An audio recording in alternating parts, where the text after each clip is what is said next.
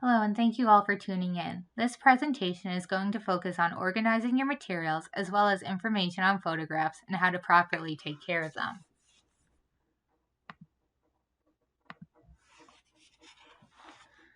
I wanted to start this workshop with a quick refresher about the archival materials that I talked about in the last one. As I mentioned previously, the reason we want to be using archival quality materials is because the pH level has been tested and verified safe for your important items and papers. Remember, the reason we are looking at 7.5 to 8 pH is because anything under 7 is going to be acidic and therefore cause damage to the materials over time. 7 is considered neutral, and we will talk a little bit more about this when we discuss the proper enclosures for pictures. Anything over 7 is going to be considered alkaline or non-acidic. The different archival enclosures include acid-free folders. Letter or legal are the most popular. However, there are other varying sizes as well, so that different materials can fit comfortably and safely in them. There are also acid-free envelopes, which come in several sizes, and these are very good for pamphlets, brochures, and other small items. There are also acid-free boxes, which again come in legal size and letter size, and these boxes can come in full size and half size. And much like the folders, these are going to be the most popular sizes as well. Like folders, boxes come in a variety of sizes in order to more comfortably fit materials. So, for example, there are boxes large enough to fit flattened newspapers. Remember, it is important that you are getting sizes that will fit your materials without them needing to be folded. Folding materials cause them to weaken at the crease over time. This weakening at the crease can be accelerated by the constant folding and unfolding of the materials, which is important to keep in mind. However, you also do not want the materials to fit too loosely into the boxes, as they may fold over and weaken, or the pages may be too close to the edges of the box, and the consistent removal of them will cause the pages to rub up against the box each time, causing damage, although it may not be visible right away. Remember, when placing materials into folders, that you want to fold them at the bottom to ensure that your materials are not bending on the top or bottom, and also getting the support that they need. There are 3 different sizes that you can fold your folder. And when you are placing the materials into folders, what you are looking for is that all the materials stay flush to the bottom and none get pushed up as you close the folder. If you find this is happening, then that means there is too much in the folder and you want to split it up into 2 or more. If you do need to split up a folder into more than one, what you are going to want to do is put the title of the folder in the middle or to one side, and then either a corner or opposite side, put folder 1 of 2 or 2 of 6, and that just allows you to better maintain the order of the materials. I also wanted to remind you that these materials are not something you need to get all at once, and that this is the type of project that can be done over time, and even if it's done over time, it will still help to ensure the survival of the materials. I know a lot of you are here because you want to preserve your family's history for future generations, which is very understandable. I've grown up in a family where I can't really trace back further than my great-grandparents, because once you came over from the old country, you didn't talk about the old country anymore. So now being able to preserve pictures and know the names of the people in it for my future children and their children is very important to me. On a side note, if you are trying to find out more information about your family, the library does offer on its website a variety of genealogy resources, some of the most popular being Ancestry and Heritage Quest. We also have city directories and yearbooks online that you can access. The City Archives website offers online access to some of the oldest city records they have, including birth, deaths, and marriages books that may be helpful in tracing your family history. Before getting into the topics of photographs, I wanted to take a little bit of time to talk about organizing your collection. I think the best place to start is to go through the materials quickly. This way you can start to get a sense of everything that you have and the different mediums you will be working with, as different types of materials require different archival enclosures, which I will get into more when we start to discuss the different types of photographs you may run into. I know that as you go through everything, there's a lot of interesting material you will come across, but remember to try and not take a long time examining every item separately, because if you do, this organizing and protecting your materials will take a lot longer. Archivists will often follow a method called more product, less process, or MPLP, The thought process behind it is to look at enough materials in a collection to get a feel for it and then start to organize. This will help you not to get bogged down with everything or try to figure out each item individually, but rather figuring out the whole together. I know going through quickly doesn't sound enjoyable, but by not reading everything, you will be able to get a better sense of the condition of the material, as well as an understanding of what you have. This is especially helpful if the materials are passed down and not something you yourself collected. Getting these materials into some sort of order will also allow you to go back and later really look at and appreciate the materials you have. I know when I first started at the library that this was something that I had to keep reminding myself to do because there are a lot of interesting materials in the archive, and I definitely found myself more than once reading an interesting newspaper article. So it is definitely one of those things where it's a lot easier said than done. I'd also suggest while going through your materials to make note of any material that is in very fragile condition or any materials that are very interesting to you, as those are going to be good places to start when you really start organizing. After you have a sense of the materials you need to decide which ones have the most pressing need for accessibility, and this is where you need to start. For example, in a family archive, you might want to start with ensuring that pictures are labeled before organizing. You may also want to prioritize your most fragile pieces first, as they are most in need of protection and will benefit greatly from being in the proper enclosures. For institutions who might be working more with collections, I would try to determine what your top 10 are that will need access sooner rather than later, and then rank them in order of importance. I would then work through a couple at a time and create a list for yourself of what items can be found in what archival box, as this will make retrieving materials much easier. While going through your materials, you want to try and remove any metal paper clips or staples from them, as well as any other metal materials. The reason you want to remove metal is because it will start to rust, and the rust will transfer onto your archival materials, which can start to weaken them. However, the rule I follow is only removing those you feel comfortable doing, and not those that you think if you were to try and remove them that you would end up causing damage to the materials. There are some metal fasteners that are very hard to remove, so if you give it a light wiggle and it doesn't budge easily, I would leave it alone. So one of the main steps in archiving is determining how you are going to organize your materials. No matter if you're an institution or an individual, you will have to determine if you are going to keep your materials in original order. Original order is how the materials were originally organized by the person or institution. If you're keeping the original order and everything is the same size and medium, then the process involves transferring them over into archival folders and boxes. Usually this is not the case, and if you are changing the order, then you want to make sure that the materials are being organized in a way that makes sense. Some materials are not going to be able to be stored together even if they are meant to be together. This could be because one is a statue and the other a picture, or one is a piece of paper and the other is a picture. The chemicals that make up these materials react to different elements in different ways. They need to be stored with like items so that damage does not happen to either of them. Size may also be a reason that materials cannot be stored together, as we want to ensure that we do not create creases where the pages will weaken in our materials. This is another reason that I suggest using some type of labeling system or finding aid so that materials that are meant to be together can be easily found and viewed together even if they have to be stored separately. It is important to keep in mind that the original order can be important because it can show how the owner of the collection organized their materials, so it is important that if or when you pack up materials that you keep them in the order that they are in, so you can go back later and determine if the original order is important to keep. In terms of institutions, original order may also be important because it represents how the company wants or wanted certain papers organized.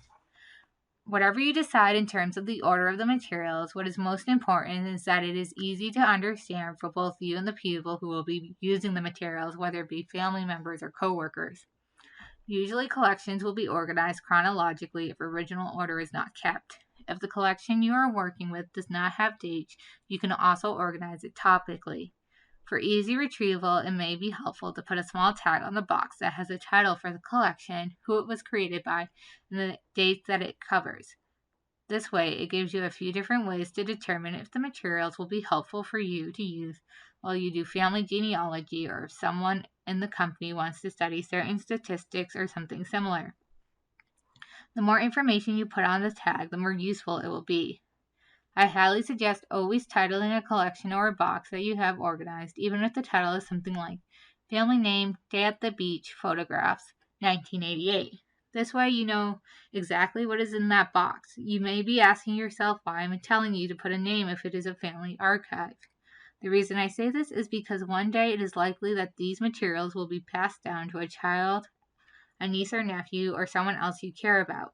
They may not have the same last name as you anymore, so having that family name on it will make it easy for them to determine what it is, and this will continue to help as the photographs or paper pass from person to person.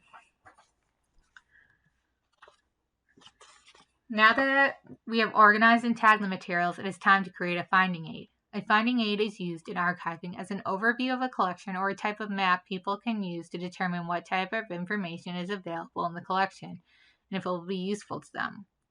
While archival finding aids contain the size of the collection, copyright, and collection number, you can decide how specific you want it to be or if you wish to keep it more basic.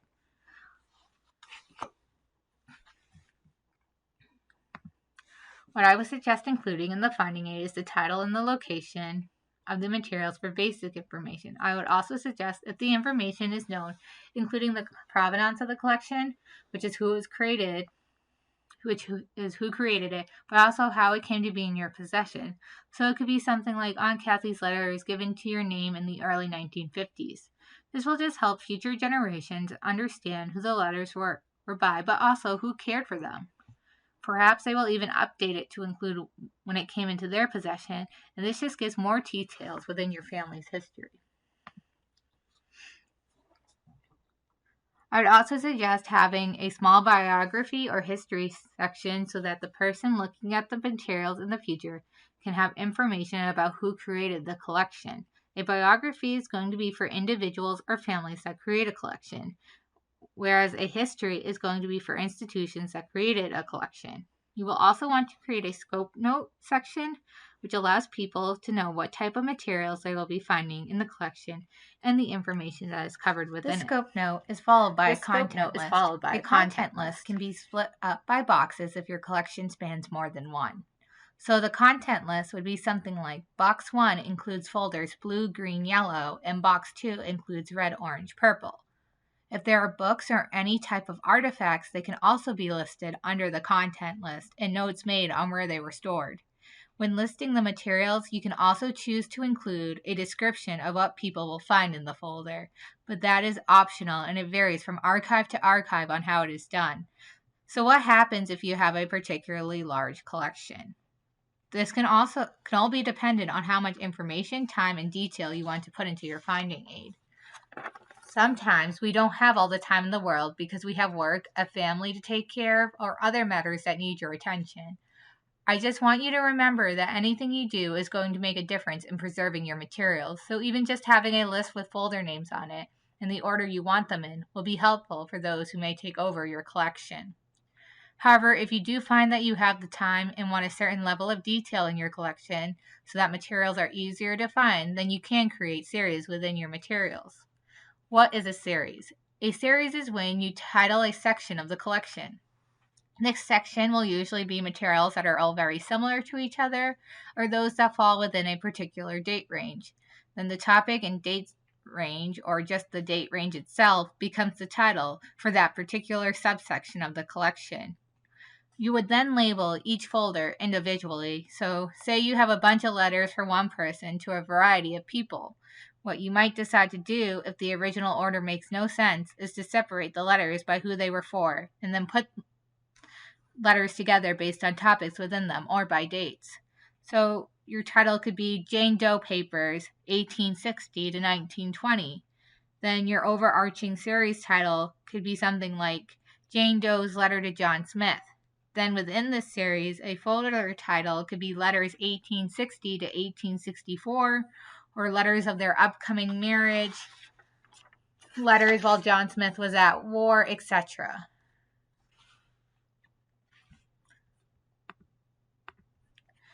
If there are collections that are interrelated, then you may also want to list them on the finding aid. This way, people who are using the archive, whether it be family or another member of the institution, will not only find the information that they are looking for, but will also have the opportunity to find more information that could be very useful or meaningful to them. If you are doing this digitally, then subject terms may be useful. These terms can be names that come up in the collection, different places that are found within it, and then different topics that may also come up.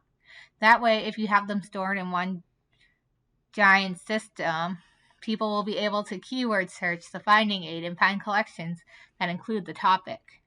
You may be thinking to yourself, well, why would I need to include a finding aid? I know my materials and I know what is similar to others. It is similar to the reason why we need to title everything, and that is because one day your collection will pass on to someone else, and it is important to ensure for the continued protection and care of your collection that it is understandable and that the continued preservation of it goes on. Now on to the information I know a lot of you are tuning in for. As I know, a lot of you are caring for photographs in your personal collections or in the institutional records that you will be dealing with. Photographs have been around for a while, and because of this, the chemical composition of them have changed throughout the years. So I wanted to go over some of the different types of photos that are more common and that you may come across. However, very briefly, before we move into the different types of photographs, I wanted to talk about the different layers that make up a photograph, which factor into how we need to store them. The top layer is going to be the emulsion layer, and this is the layer that is going to form the image through particles and dyes that are held by a binder. The most common binder is gelatin. The lower layer is called the support layer and is made up of paper, glass, metal, or plastic. Now on to the different types of photographs. The daguerreotype, 1839 to 1860, is a silver-plated sheet of copper. To create the image, they would use copper plate that they had coated with silver iodide, which would then be exposed to the light in the camera and then sprayed with a mixture of mercury and salt, and this would cause the image to form. Ambrotype, 1851 to 1860. These will usually have milky gray highlights.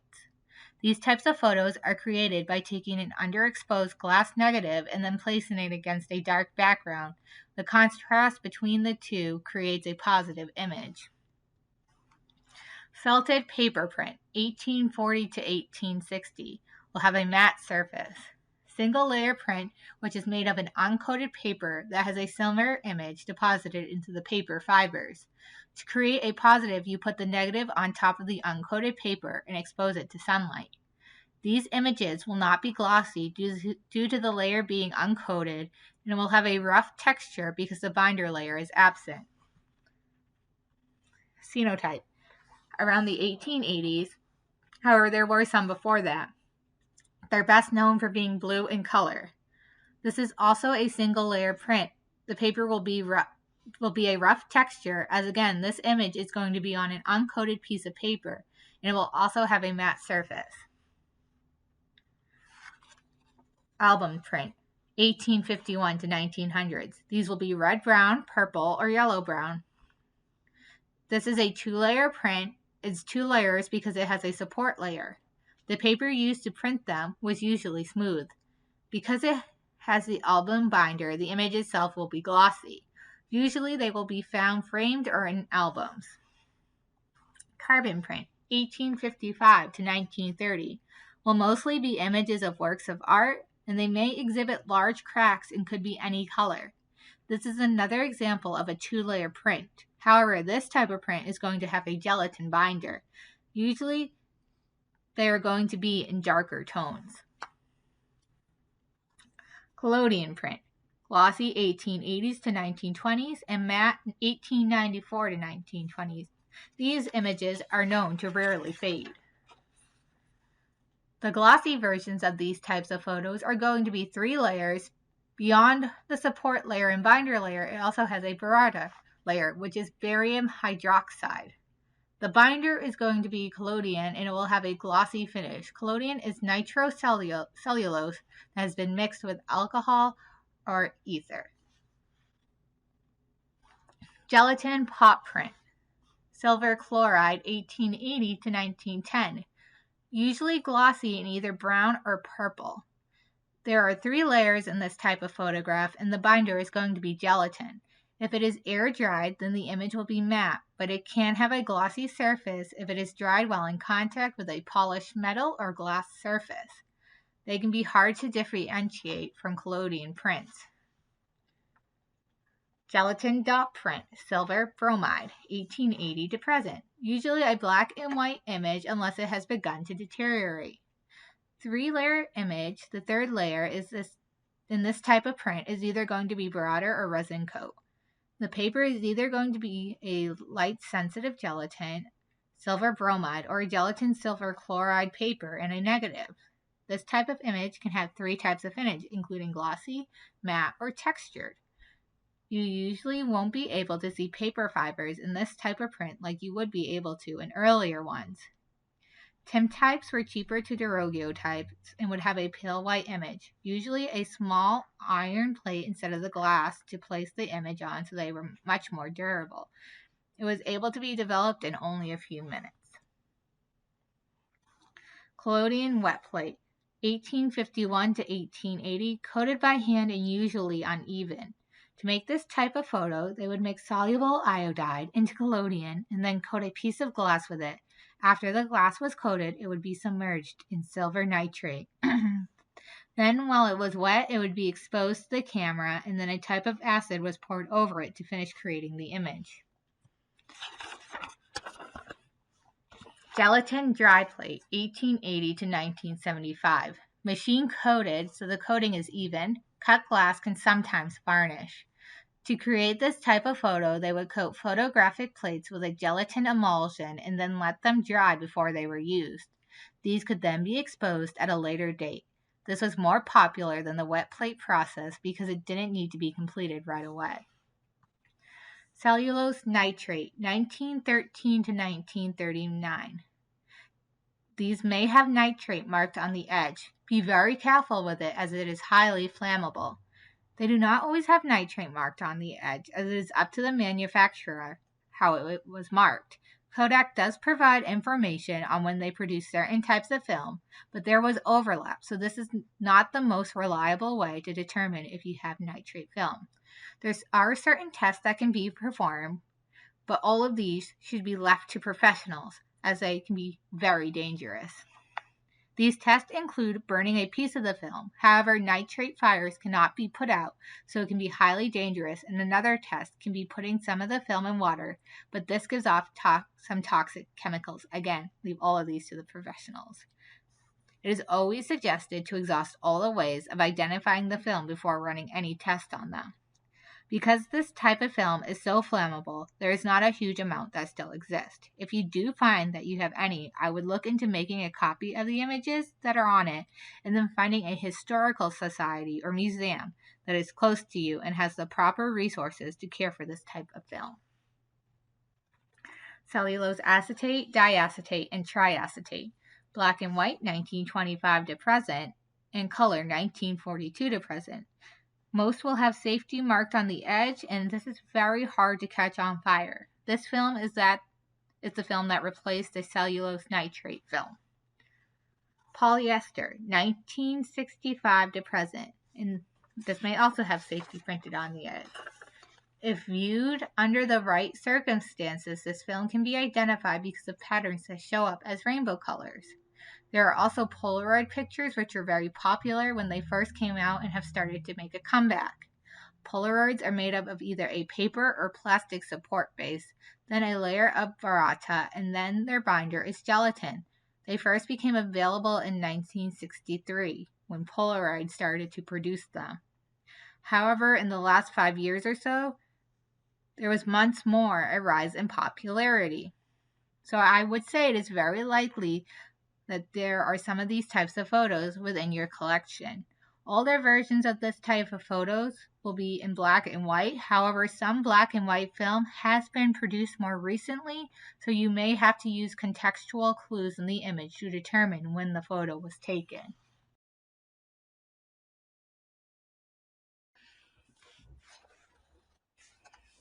If you have any of the images mentioned that come in a holder, it is important that you do not try to remove them from it. It is very likely that the image has adhered to whatever holder it was in, and trying to remove it will most likely damage the image itself. I would suggest that you do not try to remove photos from anything that they are mounted on if they do not come off with a gentle tug, as it is more than likely they will suffer damage because of it. Preserving these photographs can be tricky because their different chemical makeups means that they will need to be stored differently. Photographs that are taken on any nitrate-based film need to be stored separately from others because of their highly flammable nature. The environment they are stored in should have a low humidity. The ideal condition would be cold storage, so it seems the best solution would be to take a picture of any that you have and then donate the originals to an institution that has the resources to properly care for them. For cellulose acetate-based film, it should also ideally be placed into cold storage, as temperature and humidity are some of the main factors that contribute to it starting to degrade. If you do choose to use cold storage, then it is suggested when you take the photographs out to place them in some type of closed container, at least overnight, so that they can slowly get accustomed to the environment they are now in.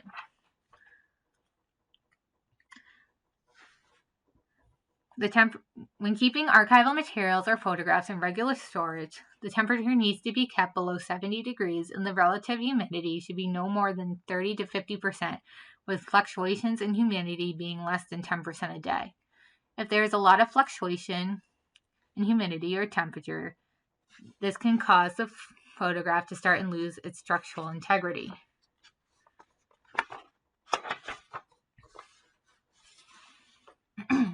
Very low humidity can also be dangerous for photographs, as it can cause the photograph to become brittle or to coral, or for the emulsion to start and flake off from it.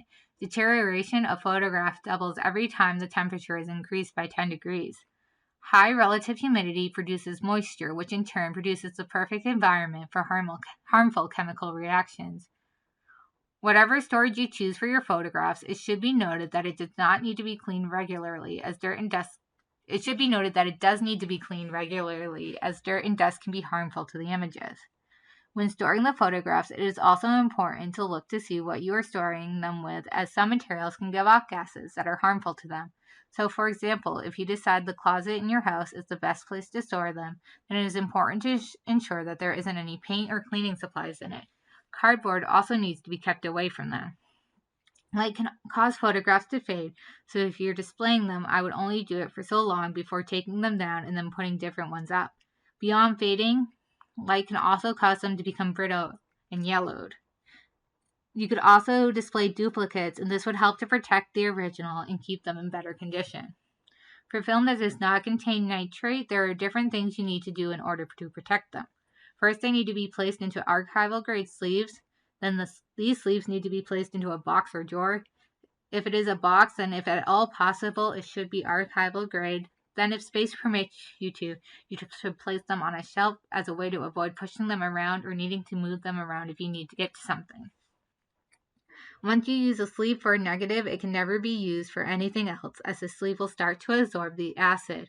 And if another item is placed in it, then the acid could transfer to that item and destroy it. It is important when storing photographs that you do not place photographs in basements, attics, cabinets that have any pipes in them, as these could leak onto the photos. Always try to store your images horizontally. You can stack the boxes your photographs are in 2 boxes high, but I would be very mindful of the weight.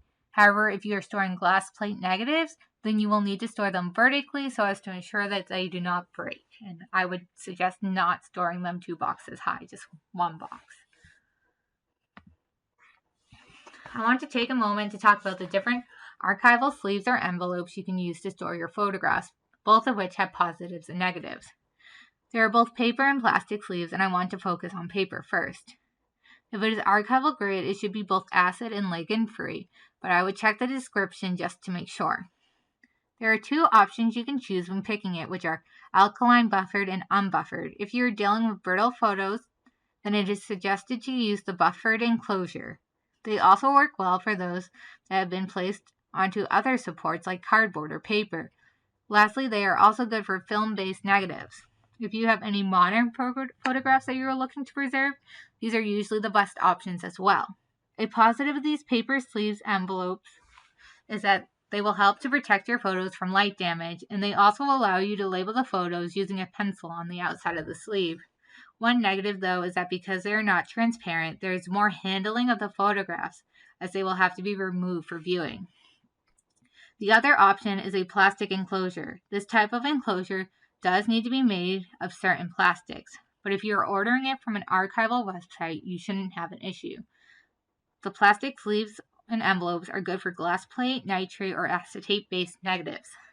One benefit of using this type of sleeve is that images will not need to be taken out when they are being viewed, which lessens the amount of direct handling they receive. However, because they are transparent, it means that the photos are not being as well protected from the light. There are some arguments that it also protects materials better from the environment because plastic is a stronger material than paper. However, like paper, there are also drawbacks to plastic envelopes. One drawback is if it becomes too humid in the room, there is a chance that the photos could stick to the plastic, and then trying to remove them could potentially cause damage. These can also be difficult to write on because you don't want to use markers or anything like that. This problem can be avoided if you use archival grade paper and place it in the envelope along with the photo. The Northeast Document Conservation Center, or NEDCC, says that there is a risk that photos could be scratched with some of the plastic sleeves and envelopes. When you are keeping these photos within the sleeves, you want to ensure that you are keeping photographs and negatives separate, as the different chemicals within them can interact badly with each other and cause deterioration. Looking at photographs and reminiscing over family history with a significant other, children, or relative can be a great way to spend time with someone, but when handling these photographs, it is in their best interest to keep best practices in mind so that future generations can enjoy them as much as you do. The oils and dirt on our hands can be very dangerous, so ensuring that you clean your hands thoroughly and dry them off completely is very important to ensure that photographs maintain the condition that they are in. If possible, using the proper gloves can be a great solution to eliminating the risk of any oils from your hands transferring to the photographs. It is also important to ensure that photographs are enclosed properly. When handling the photographs, it is very important that your attention remains on the photograph because mindless handling can lead to rips and tears in them. I know that carrying of photographs can seem very overwhelming, especially the nitrate ones, but it is unlikely that you will come across a lot of photos that have nitrate bases in your personal collections. And if you do, I once more urge you to donate them to an institution that has the proper resources to best be able to take care of them. Like with paper documents, photographs should not be stored with paper clips, rubber bands, staples, or tape because of the potential damage that can be done to the materials. I would not even suggest using archival quality paper clips on photos, as there is a risk of indents being formed on the photo if the paper clip is kept on too long. There are some important rules of thumb to go over when caring for photographs. One of the most important to remember, and I know that even I am guilty of doing this on some of my personal photos, is not to mark photographs even on the backside. These markings can potentially be dangerous to the images. One immediate danger may be the ink used to mark them immediately starts to bleed through onto the other side, which can distort the image. When displaying photographs, it is important to remember how they are being exposed to light and other factors that may play into them deteriorating. Try to rotate images every so often to help decrease the amount of light they are being exposed to. Because of how sensitive these materials are to fluctuations in temperatures, it is best to store them away from an exterior wall. Try to avoid hanging photographs directly above heat sources on exterior walls, as their temperatures are most likely to fluctuate, and not in bathrooms, as steam from showers can cause issues, as well as any harsh chemicals you may use while cleaning the bathroom. If you have a copy of the original, it is beneficial to display that one rather than the original one. Try to keep lights low where you are storing the photos. A lot of where the fading is going to occur is in colored photographs, whereas black and white photos are more stable when exposed to light. If you are going to frame your photos, you want to use acid-free, ligand-free rag mat board. It is best practice to place a window mat between the photo and the glass in the frame, as this will help to ensure that the photo does not stick to the glass. If the photo is stuck to the glass, do not try to remove it, as it will cause the photo to rip. If there are photos that you are looking to show off when guests come over, then one option may be to get an archival grade photo album. This album will help to protect your images from light, which will help to reduce the risk of fading. Just one thing to keep in mind and an eye on is how the room you are keeping the album in fluctuates in temperature, because although they are an archival grade album, they are still at risk of being affected by temperature and relative humidity. Avoid the self-stick photo albums, as what is used to make them self-stick is often very acidic and has been known to bind itself to the photos, and also avoid any magnetic photo albums. Lastly, in terms of photo albums, you want to get ones with neutral colored pages, as colored pages run the risk of bleeding into your photographs. This is another reason to go archival. Based on the prices I've seen, they are pretty comparable to fancy traditional photo albums. In terms of slides, it is best to store them in their carousel if possible. If not, then it is important to store them in a polyester, polyethylene, or polypropylene sleeve. This is a really good option if you are limited in space, as they will take up much less space in the box and provide similar protection from dirt and dust. It is also suggested that if slides are going to be used frequently, that they be placed in these sleeves, as the sleeves will still protect them from handling, but will more easily allow you to locate the slide you are looking for, compared to if you kept them in a box where they would individually need to be removed to determine which one you want. As I mentioned previously, if they are still being stored in their carousel, I would continue to keep doing this, as it provides extra protection and takes some of the impact when you're moving the slides around. If you do not have the carousel, then there are boxes that open at the top and the side that you can store your slides in. Boxes are really good for slides that you're not going to need continuous access to and will be only viewing on occasion, as the box will help to take any impact imposed on the slides when they are being moved. But as I said previously, do not allow you to view them easily when you're trying to access a particular one. Slides can be sensitive, much like photographs, so it is important that you do not store them anywhere damp or where they will be exposed to too much heat. Cool and dark areas with little to no fluctuations in temperature or humidity are the best storage environments for slides. In terms of light, it can cause fading in slides, so you want to be careful with how long you expose the slides to it. One option may be to make copies of those slides that are important to you, so you don't have to worry as much about the slides being overly handled. When handling slides, you want to ensure that you are doing it from the edge, because if they are touched on the image, it will leave fingerprints behind. Some recommend wearing anti-static gloves to reduce the chance of fingerprints, dirt, dust, and oils from our hands getting onto the slide.